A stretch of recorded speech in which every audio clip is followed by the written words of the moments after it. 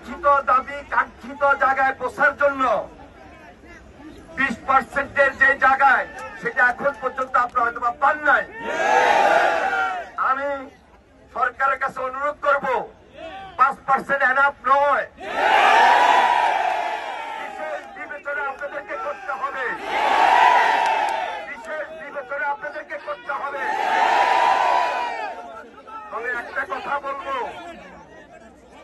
এমন কোন কাজ আপনারা করেন নাই আর এমন কোন কাজও করা যাবে না যেখানে মানুষের চলাচলের ক্ষেত্রে অথবা আসা যাওয়ার ক্ষেত্রে রাজপথে এমন কোন পরিস্থিতি সৃষ্টি হয় যে পরিস্থিতির কারণে আমার আপনার সাধারণ মানুষের ক্ষতি যেন না হয়। আমি সেজন্য আপনাদেরকে ধন্যবাদ জানাই, অভিনন্দন জানাই। আজিজি সাহেব, দেলোয়ার হোসেন আজিজি সাহেব গতকালকে বিস্তারিত পার্টির মহাসচিবের সঙ্গে আলোচনা করেছেন। টেলিফোনে ওনার সঙ্গে আমার কথা হয়েছে, আমি এখানে উপস্থিত হয়েছি।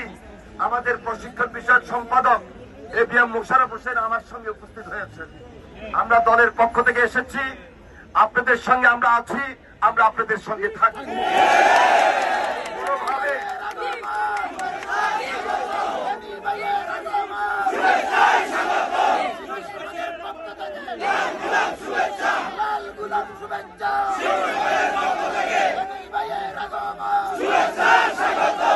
মনে রাখবেন, গত 17 বছর আমরা আন্দোলন সংগ্রামে ছিলাম, মাঠে ছিলাম, ময়দানে ছিলাম।